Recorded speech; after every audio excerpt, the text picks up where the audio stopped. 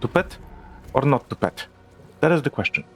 But before we can answer that, we need to handle the Guardian, Lady Diora, or whatever her name is. As I noticed, I've been disarmed in the cutscene. This is Soulframe, a much more melee-focused, spiritual successor to the critically acclaimed game Warframe. And, oh, whoops, it seems to not have as much of an impact as I hoped. Well, never mind, we will survive. Whoops, oh no, oh, ow, it's gonna blow, yep. Oh god, that was pretty bad, but we will survive. As you can see, the slappage continues. And now that the carnage is over, look at this. What does this remind you of? Because this here scene is pretty much a certain boss fight. I don't know if you've noticed, but this looks very much like Elden Ring. But more on that later. Now for the main event, the Deer Clubs. Oh wait, wrong game. Never mind. Let's go kill this demon. You've probably noticed by now that I'm playing this one in co-op. I went with the dual swords, it's a rather light and agile build, whereas he went for the heavy with this polearm or whatever he's wearing. It comes with fire magic, as you can see. Now, let's go whack the deer in the hind leg. And no, that is not a euphemism, sadly. I think the Elden Ring devs have had a great influence on the Soulframe devs. That's by no means a bad thing, because, you know, if you're taking inspiration from arguably one of the best and certainly one of the most successful games in the industry, you can't really go wrong. I must be missing something. I don't know. I wish that the boss fights had more of an AoE indicator, because I'm never sure just when I'm gonna get hit and not. Oh, that was a bad miss. Never mind, we beat him down. Let's just hope he doesn't get up, because that would be bad. This is some pretty cool graphics. Oh, come on! That's what I get?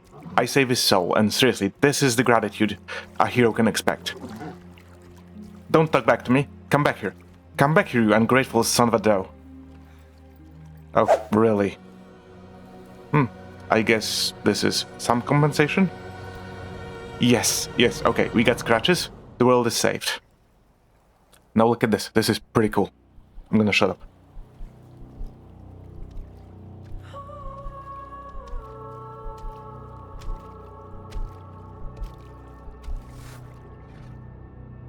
And birthday. Tell me this wasn't epic. Seriously, that's one of the most epic cutscenes, even though it's so simple. This fight exemplifies a typical MMO problem, though it's really to be expected. I found this very early on, and I'm pretty underleveled for this. The fight itself is not a problem, but you can see, ow, the boss hits like a truck. But, you know, that's, I guess, acceptable and more of a me problem. Remember how I said this game has many Elden Ring influences? We'll take a close look at the elevator. Does it remind you of anything? I wonder if this is a button in the middle. Yep. Wait, what? Look at his feet. What the hell is he doing? You just gotta love alpha content. Oh my god. Squats for the win. Leg day. The Nightfold is the equivalent of your ship. Here you're gonna have all your crafters, all your upgrades. Oh, and by the way, it gives me very strong Death Stranding vibes. Somewhere between the goo and the beach. Don't know if you're getting the same thing off of that. The location fills up pretty quickly as you move through the story. The tent is filled with stuff, but more on that later. And here you have your basic upgrades. You can pick between Courage, Spirit, and Grace. It's melee, agility, and magic, respectively. There is a rudimentary skill tree associated with all three of them. I'm not going to showcase it for now because it's sure subject to change. We'll get back to it when it's matured. And as you can see, the Nightfold, a little bit later in the game, is full of stuff. Here you've got your Lore Master and your Crafter over there. And that's, you know, not even the whole thing here. Because there's a guy in the tent, and there will be one more surprise in the tent, but that's a different story. As you can see, I've got points to spend from my endeavors on the world map, and there's also some gear to be worn. before I show you one more surprise in the tent, let's go check out where the gear is coming from. You gotta craft it all. You also get this guy here from the story. Well, guy, lady, whatever. It's an NPC. You've got your typical Warframe influence, you know, crafted, craftable. Sadly, the spot is not interactable. The one thing I'm missing is like small, meaningless interactions in this Nightfall area. Greetings indeed. This is your lore master. Here you can see the lore behind every location you've been to and all this stuff you've seen. You can read up on it, and you know, if you're into that sort of thing, it's pretty good. And I have to say, the location itself is pretty nicely crafted, though. Again, I'm missing the meaningless interactions, you know, opening pots, stoves, that sort of thing. That would be nice. But for now, let's just see what the guy has to offer, because I didn't show you that one. You've got your weapon masteries, then you've got your pacts, which is basically your moveset, your gods, that sort of thing, and the modes, which is a passive slottable boost, right? Because here you've got your gods and the slottables I mentioned. For now I just have one, you know, plus one stat is better than nothing, so I'll guess I'll go with that one.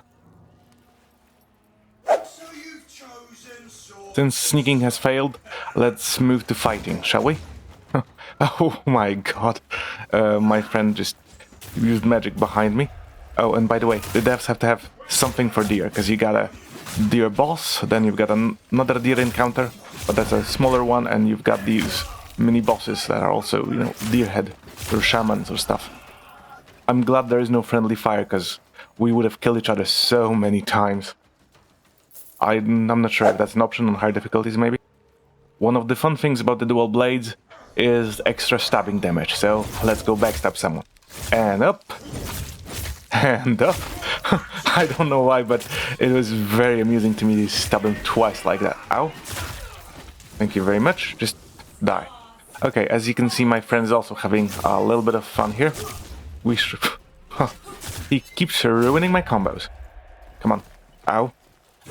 We should be done very, very quickly with these guys, because it's not really... What the hell was that? It's not really that big of a problem. Just this one big dude left. He should be strong, though. Nope, he's not tough anymore.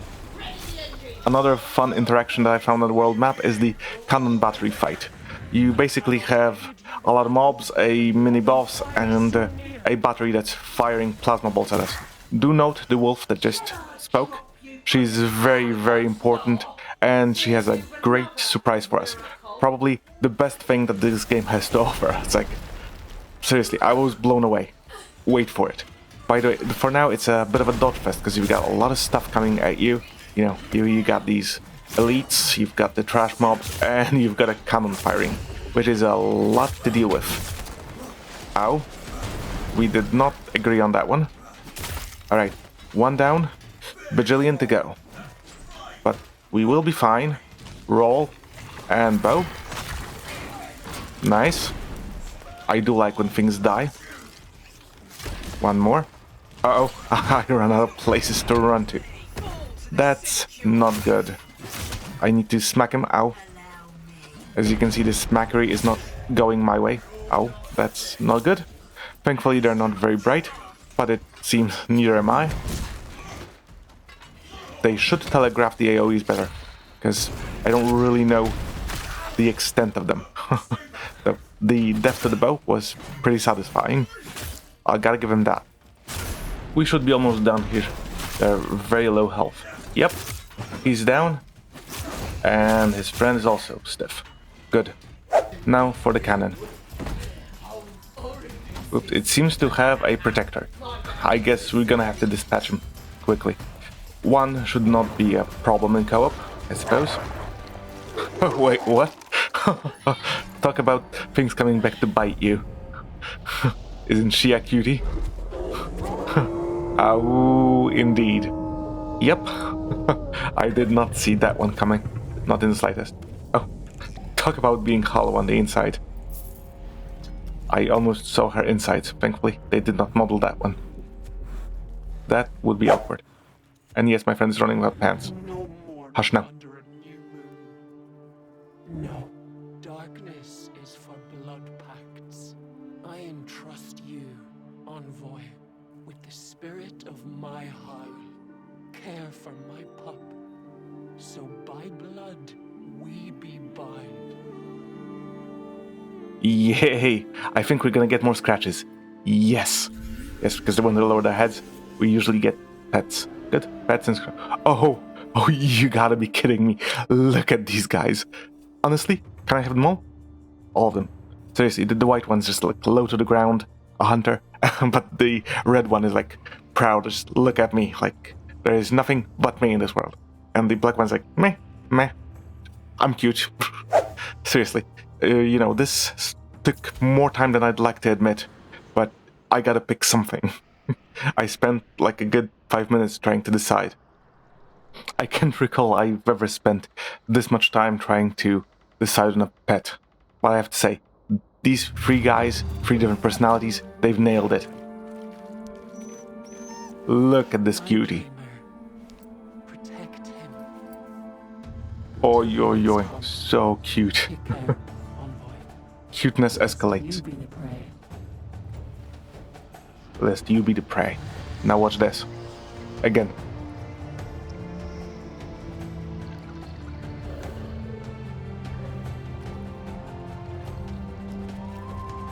This is epic. Seriously, so simple, so cool. And birdie. Now pay attention to the eyes in the next scene. They've nailed it. Just look at this cutie.